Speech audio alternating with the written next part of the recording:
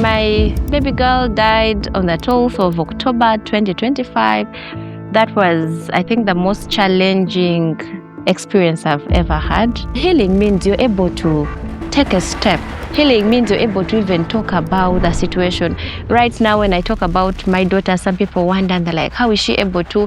But I don't remember my daughter from a point of the grace of God is present even in greater measure to help us navigate the unique path of healing. Hello everyone, this is Annabelle back on the Healed and Whole podcast.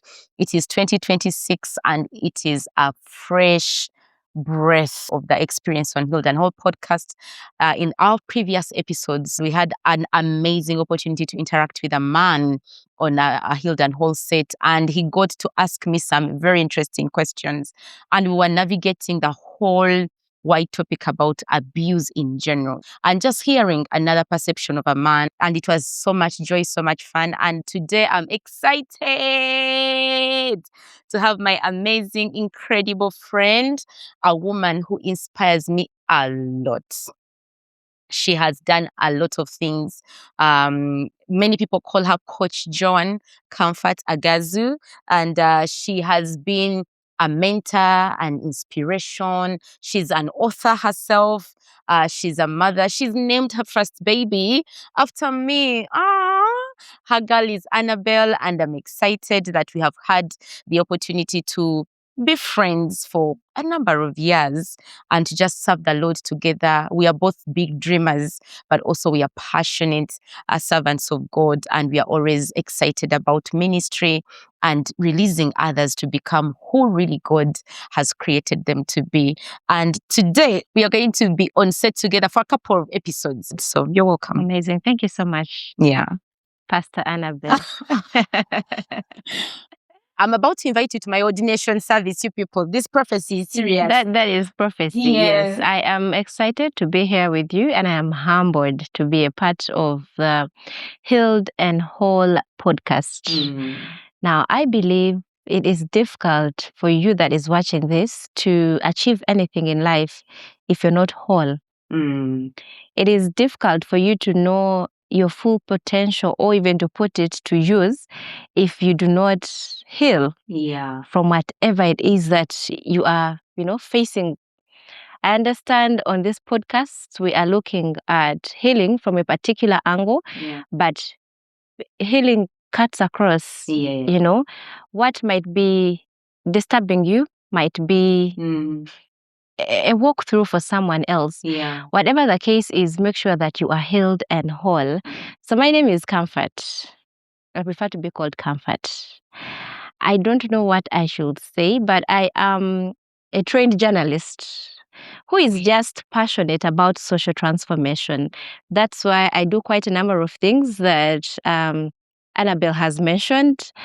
I have authored 2 books, and I have about 2 more in the pipeline. Wow. Yes, as God directs and leads the way, they'll be coming. So I can't say when and where, but as God leads, when I get the calling that now this book is done, we'll release it. But until then, I feel God is still speaking. Yes, I think that is what I can say about. And you are such a great writer, Comfort. She's written an amazing book called Thriving Above Self-Sabotage. I recommend that you find that book, Thriving Above Self-Sabotage. And as a person who has lived in the life of the trenches of self-sabotage, I have first-hand experience of how destructive that can be. And sometimes you really don't even know. But Comfort, you've also been healing through a couple of things lately. Yeah. I had to fast. So 2025 slapped me real hard. We stepped into 2025 with a lot of, optimism. We were excited about what is going to happen. I conceived, and it was a beautiful journey until March, and everything just came. My husband got sick. He was operated on. I was in my first trimester. The women know what first trimester looks like, whole lot of confusion happens in there. Yeah. So, but women understand it more. Yeah. So we were in and out of hospital up to, I think, around June of 2025. But a lot kept happening. I had to resign from work because it was too much for me. Yeah, it got to a point when I couldn't handle anymore. So I had to quit. So I said, you know what, let me just bake my baby. And then, so October comes, we're excited to receive this child. And, God wills that we receive her, but we wouldn't stay with her. So my baby girl died on the 12th of October 2025. That was, I think, the most challenging experience I've ever had. I have been hurt before. I have been in pain before, but that kind of pain I cannot explain. I remember when you called me. Yeah. I think it's Mr. Valise who called me. Yes. Your dear husband. And I remember when he called me, I was expecting the phone call to say, yeah, the baby's here. And then exactly. And so when I picked, I was like, is she okay? I was like, yeah, the baby came, but we lost her. And I was like, no, and it was very early in the morning. I was supposed to go somewhere for a meeting. And I remember just calling up someone and saying, I need a ride to go and see Joan. And I was so glad that you guys found me worthy to share in that moment with you all. And I'm glad that I got to at least see her taken. Yeah. And just to be there with you was such a blessing to share that moment with. You see, I don't actually wish that for anyone, not even an enemy. Yeah. Because the pain is too much that you cannot explain. But you see, grace. Yeah. Grace, there's something about grace and God's mercy that you just can't explain. Yeah. Yeah. And we are still on the healing journey. Exactly. And that's the thing, that there are sometimes, I think I was talking to Hudson during one of the episodes when he asked that, what do you do when you're trying to heal from one thing and then another thing happens? And I told him, you know what, if you're going to be alive, there is always going to be hurtful things that are happening. There are many things that will wound us, bring wounding to your womb, to your mind, to your hearing, to your heart. But like you said, the grace of God is present even in greater measure to help us navigate the unique path of healing, no matter what has happened to us. So you see, when you read Philippians 4:6, it says, do not be anxious in anything, for everything give, thanks. Yeah. Someone might read that and they're wondering, how am I supposed to give thanks in pain? How am I supposed to give thanks in this? But you see, during this moment, the Bible verses that I used to love, that I used to recite, and they never made sense to me until I was in that moment. And God spoke to me more clearly. I got to know that when God says we should be thankful always, He does not mean us being thankful for the situations, but we are thankful because He is with us, even in that situation. Man. Yeah, He is with us. I remember asking God, where is goodness and mercy in death? Yeah. Because when I was, during that labor period, I was reciting Psalms 23, the Lord is my shepherd. So I asked God, where is goodness and mercy in death? It couldn't make sense to me. But God told me, my grace is sufficient for you. I give peace, not as the world does, but peace that comes from above. And I saw that peace. It's been a few months, since I lost my daughter. Yeah. Don't I look amazing? You look amazing. And you're back on your feet. Yes. Rocking those heels, girl. And we are here ready to minister. Exactly. And we are talking about healing. Healing. Now, when we talk about healing does not mean you've forgotten. It does not mean everything is good. But healing means you're able to take a step. Healing means you're able to even talk about, the situation. Right now, when I talk about my daughter, some people wonder, and they're like, how is she able to? But I don't remember my daughter from a point of, from a point of loss. Wow, that's powerful. Yes, because I remember when we had just gone back home, I would be like, oh, maybe now I'll be breastfeeding my daughter. Maybe now I'll be doing this. But in 2025, I know I always have a Bible verse that guides me throughout the year. And 2025, my Bible verse was Jeremiah 29:11. For I know the plans that I have for you, plans to prosper, not to fail you, to give you a hope and a future. So I remember in that moment, and Jeremiah, that particular verse really saw me through everything.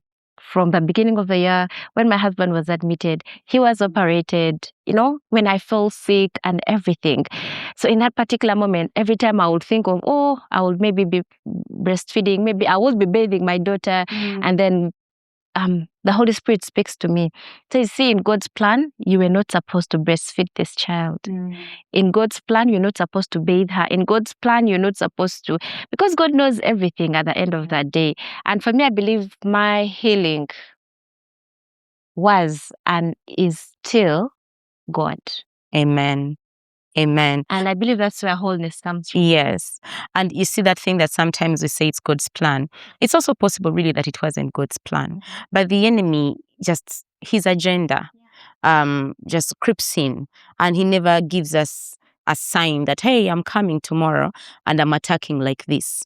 He's just a thief who comes to steal, to kill, and he seeks to destroy. But we are grateful that healing and restoration is available by the grace of God. And you too, maybe you are a mother who is mourning a loss of a child, or either you have had a miscarriage, or you've just lost a job, whatever it is, whatever manner of loss will always present pain, will always present wounding, but there is room, a lot of room for you to walk in God's grace that enables us to find a place of restoration, healing, and wholeness. And purpose. And purpose out of pain. You see, pain breeds purpose. Yeah. I believe there are certain things that God allows to happen in our lives. Just as you said, the devil will always orchestrate a way to say that he puts us down. But if God does not will, no matter what the devil does, it cannot happen. Amen. It can't come to pass. Yeah. But God allows certain things to happen for a purpose. I believe if what happened to you didn't happen, I don't think we would be here. Come to think of it. Yeah, come to think of it. Because there are certain things that may make more meaning and, sense to you when you can speak about it from a point of personal experience. Yeah. Because you can experience something from words, from seeing others, but when it happens to you, it hits different, I used to counsel women that will come to you, see, it's been 5 years, I'm in marriage, we don't have a child. I've been in marriage for 10 years and I'm always having miscarriages. And you tell them, trust God, do this, do. But then when it happens to you, I've also had mothers that will come to you, like they get stillbirths. Yeah. You still speak to them. You speak hope.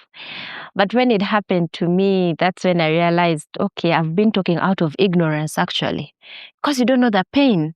Yeah, it's true God exists. It's true God's grace is there for us. But it's also true that we are human beings who can be wounded. Yes. We are also human beings that can be overwhelmed. You see, when Jesus was about to be crucified, he was overwhelmed at that particular moment. And he made a statement and said, God, if it is your will, take this cup away from me, yet not as I will, but as your will be done. Your will be done. So even as human beings, the moment you're going to get in situations when you're overwhelmed, and when we're talking about healing and wholeness, we are saying it is okay for you to cry. Yes. It is okay for you to ask questions. It is okay for you to isolate yourself if the need be. Yeah. Healing is not you being strong. In fact, if you claim to be strong, there is reason for alarm. Because then that's a coping mechanism. Exactly, which is not okay. Yeah, some people just by default say, I won't break at this. They think that grieving is unholy. Seeking help is weakness. They can easily think that when you're vulnerable, people are going to judge you or not understand you, or you're not going to represent Christ well. But you see, he actually binds the brokenhearted. Yeah. He is closer to them. I love the fact that they use the word to bind up, because it's a whole process. You can't just bind over a thing. There is a cleaning of the wounds. There is making sure that the bones are aligned if they are broken. And then there is a whole binding that seeks to sap out all the blood that is flowing, bring out all the excess damage that has happened, and then allow the wound to heal. So it's going to be a painful process, but then he does it with a lot of tenderness and care. And he doesn't run away from the truth of what's happened and what wounded you. So I'm so glad that thank you for sharing and trusting us with your story of what you're healing from this season. Yeah. Yes. And I'm still healing, meanwhile. And you're still healing. Yeah, I am still healing. Yeah. I am not totally okay. I think about my daughter right now, but as I said, not from a point of regret, not from a point of pain. I am thinking of her from a point of God gave me this opportunity of a child. And I thank God that at least I have a picture of her.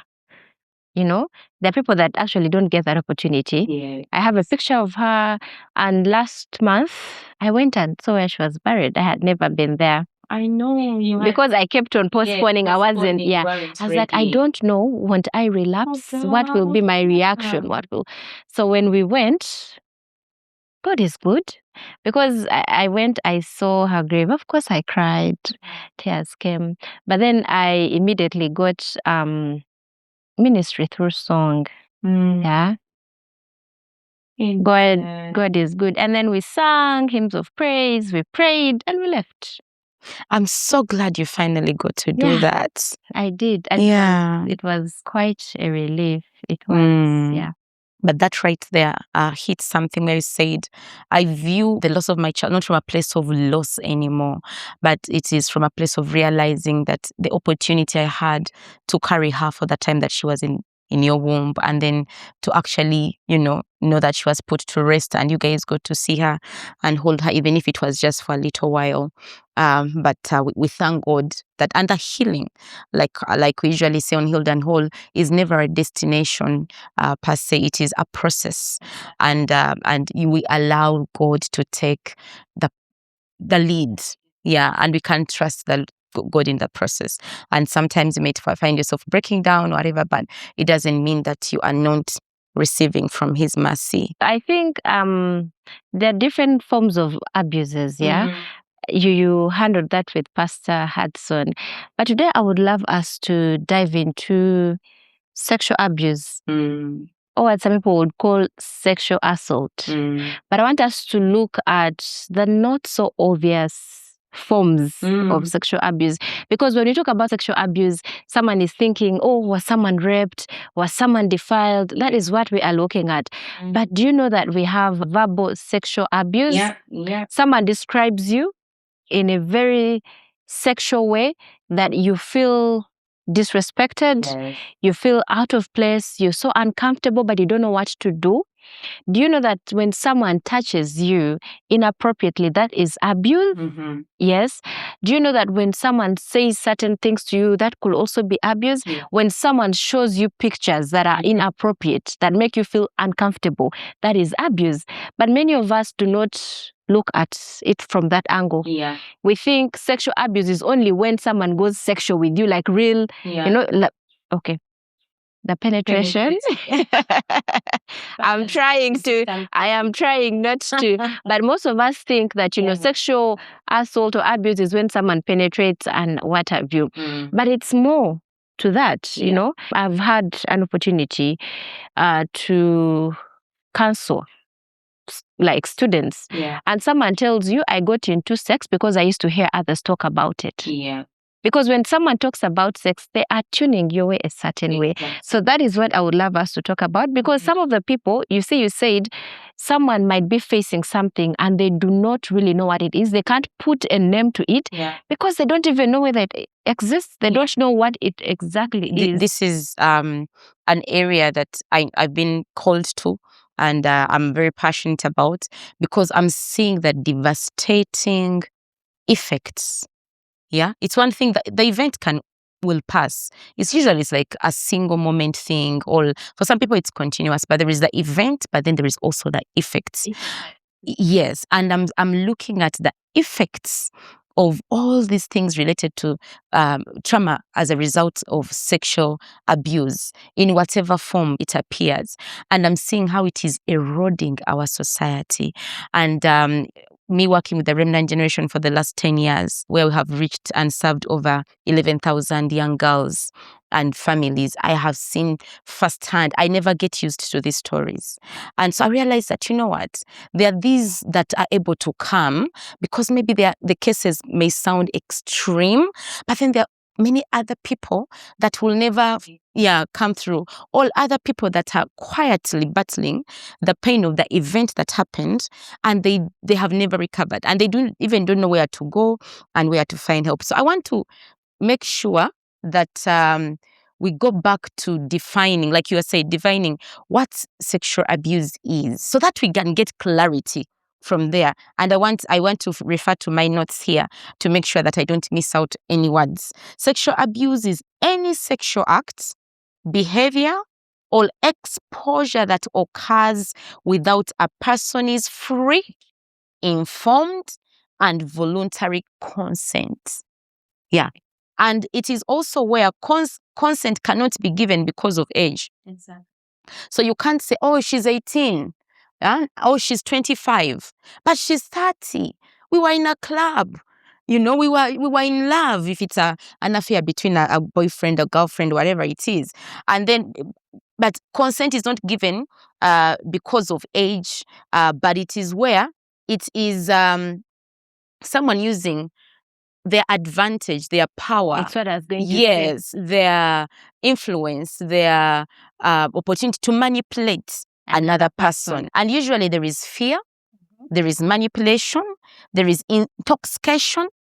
Sometimes people are intoxicating, like you said, with words. Some people go ahead and intoxicate drinks, or just the environment. You have heard of places where they will express something in the air, and then you just pass out and you can't respond. To the core, it violates the dignity and boundaries and autonomy of the person it is happening to. It can happen to both a girl, it can happen to a boy, it can happen to a woman, it can happen to a man. Yeah. And so for me, if we understand that definition of sexual violence, then it takes away from the whole thing of people thinking it is just about penetration, or it's just about the physical engagement. It is any act, yes, any act that is sexual, yes, behavior or exposure. So even me just showing you content, these days we are seeing more online abuse happening than actually physical abuse. Yeah, we are running a whole campaign with the Remnant Generation and other partners to make sure that we are bringing some solutions to how we can protect our children, from online sexual harassment. And so there are all those different things. And quickly, there are broad categories of sexual abuse, but I want us to, and physical abuse is one that many of us know: the rape, the forced sexual acts of penetration, unwanted touches of your breasts, your bums, your genitals, sexual assault while asleep, or you're intoxicated. Even within marriage and a relationship, there can be forced or coerced sex. And I know that we are planning to get to at a certain point to talk about wounded intimacy. But we also have, things like sexual coercion. And this is where someone ends up into a sexual act because they have been pressured into it, and they are worn down, they're like, I have no other say. I just have to give in. And someone is struggling because in their head, they're not sure if they consented or not. Because they remember they finally gave in and said yes, but it was coercion. In most cases, it's manipulation. Yes. Someone tells you, we're in this relationship, if you truly love me, then you need to have sex with me. They come to you from an angle of love, but their intention is actually not love. They're just interested in what they can get from you. Yes, so a lot of that happens. Someone says, to prove your love to me, let us do this. Someone is ready, that is manipulation of the highest order. Emotional. You're emotionally using someone, you're manipulating someone. And if you're watching us, you just need to understand that any sexual act that is out of coercion is not consent. So you actually have a legal right to seek justice, but you also now need to know that what you're dealing with as guilt and regret, and you're thinking that it is you that said yes. If you are being coerced, that was not consent. The most painful part, I think, sometimes is when you can't prove things beyond reasonable doubt. And I think the courts of law need to do better. Yeah. Because at times it beats my understanding. How do you tell a girl, a woman in court, how did he do it? Where did he touch? Like, you are already demeaning this person as well. This person, getting the courage to actually come out is something else. And when we talk about coercion, it could even be your boss. Yes. Yes. And they're telling you, if you do not sleep with me, or maybe your lecturer, your teacher, if you don't sleep with me, you're losing this opportunity. So you end up going to this hotel, not because you want to enjoy this thing, but because you want to protect yourself. You want to protect your job, you want to protect your family. You need results. That is also coercion. Yeah. So when we look at, consent can also be subjective, because what is consent to you might not be consent to another person.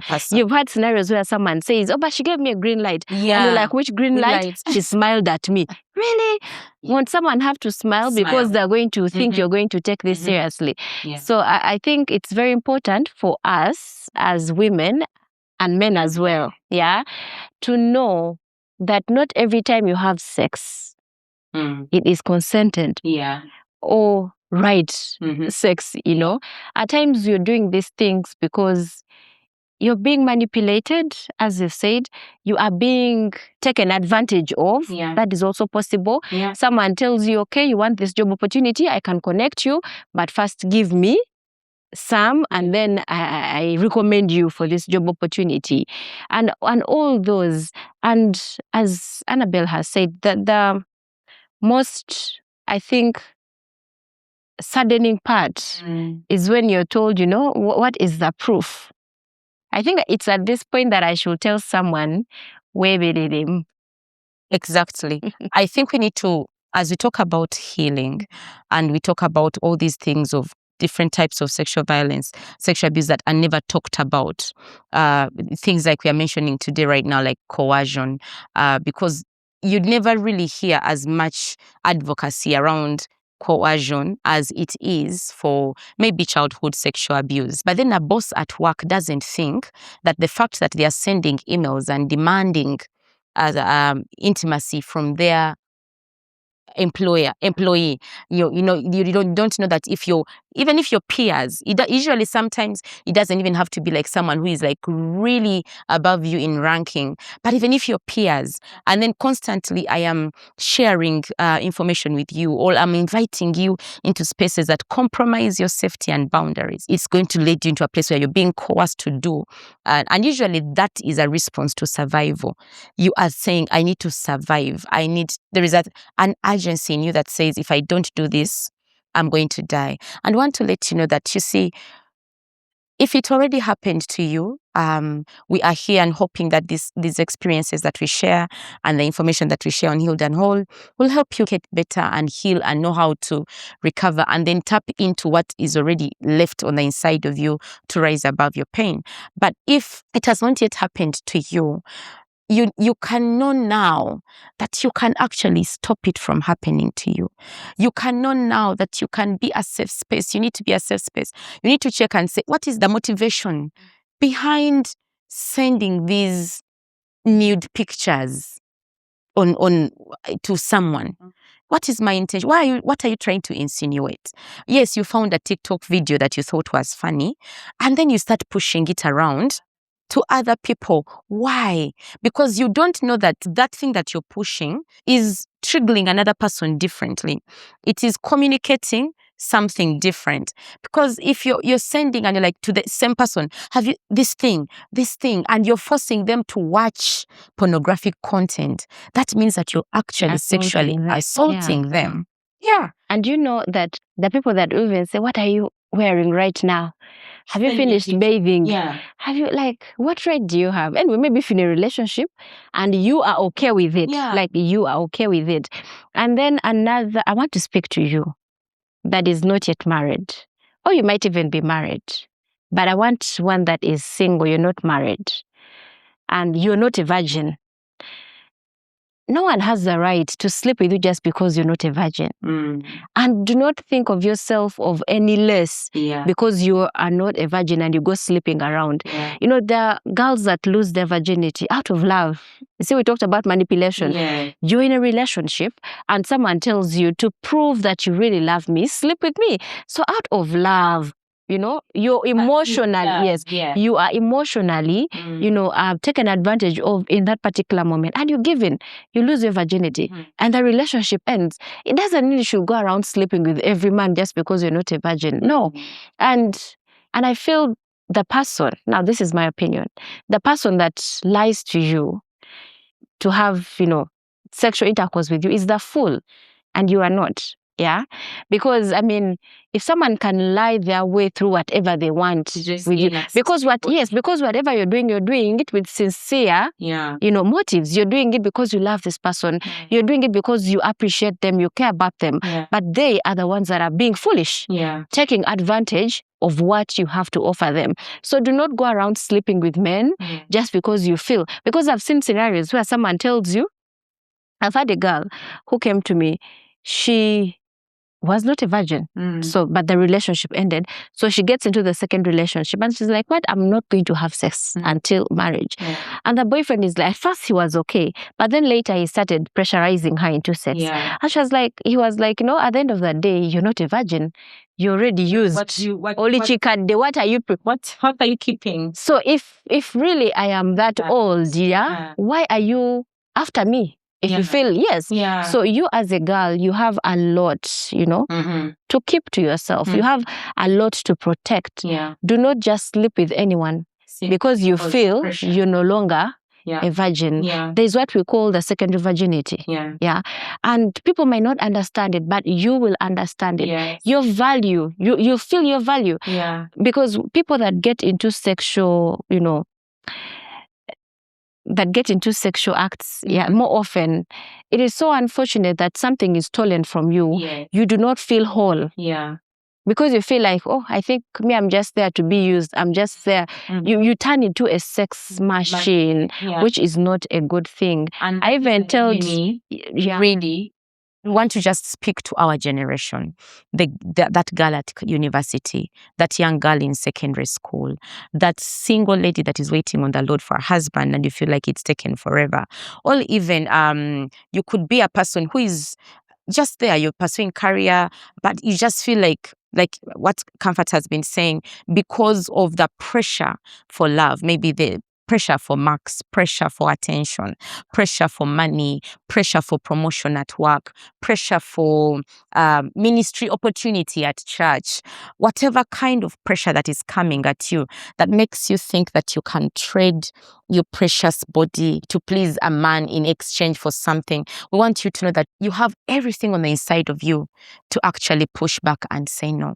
All right? Of course, there are those scenarios that are beyond your control, but the power lies on the inside of you to set boundaries that are safe, for you to be able to say that your no will be no. You actually have the right to block someone's WhatsApp if they are sending you pornographic material. You can say no if it means dropping out of school and going to another school, but you're standing your ground because a teacher is pressuring you into a sexual affair. You can do it, because at the end of the day, your destiny matters more than the moment that in that moment where I think like you feel like, oh, if I don't get these marks, then my life is finished. Or if I don't grab this man now, then no one will ever marry me. That's a lie from the pit of hell. You are precious. You're created in God's image. You are precious. You have been given power and authority. Yeah, if you can trample on snakes and scorpions, that means you can tell a son of man and tell them no. Tell them off. Scream, yell, report them. Yeah, it's like, get beside me, you Satan. Exit the group, change the seat. Don't go out to that hangout. We don't want to say that the people that have already fallen victim, it was entirely their fault because they didn't set enough boundaries or they didn't know better. But we want to speak to you who has not yet gotten there, that you have what it takes actually to stop it from happening. You have what it takes now with this information to know that, you know what, coercion is actually sexual abuse. And so don't just call it, this guy is being funny. No, he's not being funny. Yeah, he's being an abuser. yes, this my father is being dramatic, or he's just being the same way. I don't understand. Now you know. And we are hoping that you'll act with a lot of wisdom and firmness. You are not weak. You have what it takes to stand up for yourself. You have what it takes to seek help when you need it. And together we can prevent the wounding. And if it has happened, I want you to know that there is hope for healing. Today you can reclaim your power from whatever the enemy manipulated you from. Till next time, we pray that the Lord keep you and bless you. Be safe and be whole.